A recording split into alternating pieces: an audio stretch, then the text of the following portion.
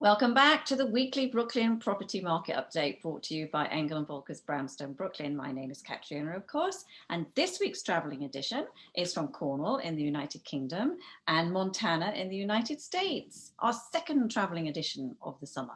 So happy belated July the 4th, Donald. Thank you very much, Katriona. Are you enjoying your time overseas? I am. We didn't celebrate July 4th in the United Kingdom, I will be honest. Something they don't really want to pay attention to. Anyway, I'm here in Montana, and I'm on a ranch, resort type ranch, and it is just about the size of Brooklyn at 37,000 acres. Brooklyn measures about 44,000 acres approximately, so it's 15% smaller than the entirety of Brooklyn, with a few less inhabitants around here. So kind of it's a really interesting kind of experience when you think about it in those terms. Definitely. Okay, let's cut straight to the data, because after a long weekend, I know people have a very short attention span, so we have to seize the opportunity.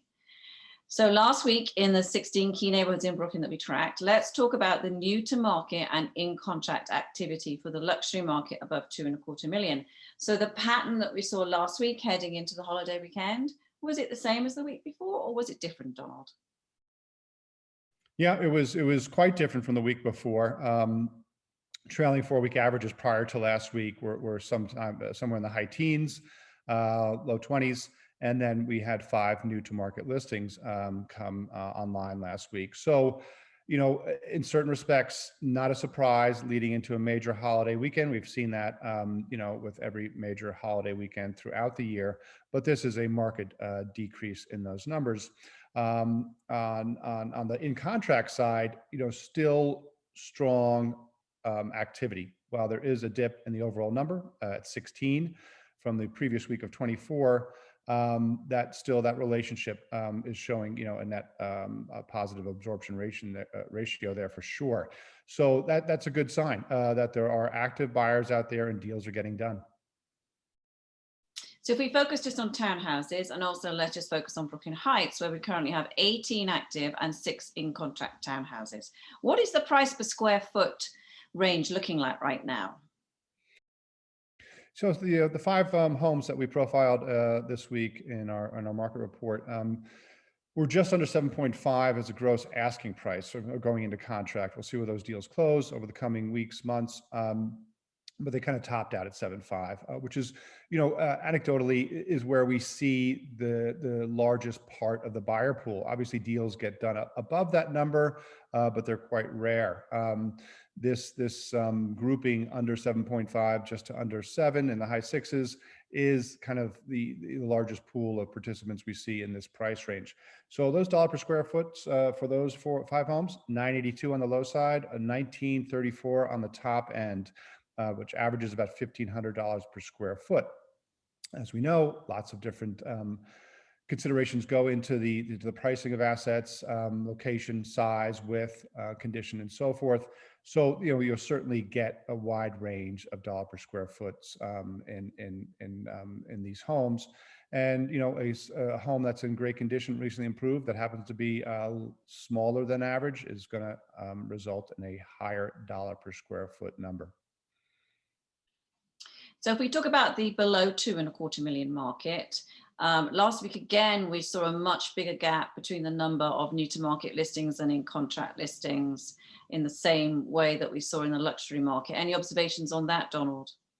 You know, similar to what's happening with these pre 3-day national holiday weekends, you know, muted activity on the new to market side. And, you know, we have the seasonality at play as well of historically, with notwithstanding last year, which is the anomaly, we're heading to a part of the calendar where there's a little bit less activity across the board. That said, in contract activity at 68 was not too far off the trailing 4-week average of what was occurring previously. So the big difference there just on the new to market side, not on the buyer side. So right now, the reduction in the number of new to market listings is a much steeper decline than the in contract activity for this segment of the market. So as we enter the height of the summer, really, all the schools are closed, people are starting to travel more, which is lovely to see. And we know what's going on right now in the market. So what one piece of advice would we give to our core audiences? So if we talk about sellers first, sellers who are on the market and sellers who are perhaps thinking about going on the market, what would we say to them?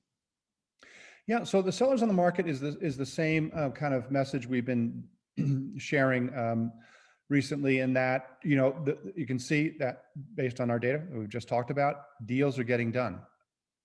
Buyers are out there, they're active, homes are going into contract. So if you're in the marketplace, I see no reason not to stay in the market. For people who are considering putting their home on the market, as long as that property is marketable, show ready, I wouldn't delay. If you are a asset at a certain price point in a certain neighborhood, to wait in any way. As we saw last year, kind of surprisingly, I think for most people, there was a record amount of activity in August of in contract deals, a number that far exceeded anything that occurred prior to that month in previous years. So, you know, do what you need to do to get that property ready, but I wouldn't necessarily kick it to the fall, knowing that there are active participants on the buy side out there right now. And what about the buyers that are out there? Yeah, same thing that, you know, again, we've been kind of talking about recently, in that if you're there, you need to stay in the game. I don't see any reason to step away if there's an asset type that you've had your eye on, you've been tracking, it's still in the market. Now I think is a good time to make a move on that property. I think that seller, if the seller is out there right now at this time of year, they are a motivated seller. You need to take advantage of that. There could be less participants around as well for your asset type. It gives you a little bit of leverage on the buy side. So, you know, you should take advantage of the circumstance you find yourself in right now. Great advice. Okay, so that's it from us this week. Check back in next week when we will be back in Brooklyn for more accurate and informed observations on the Brooklyn property market. So it's goodbye from me. Take care, Katrina. Safe travels.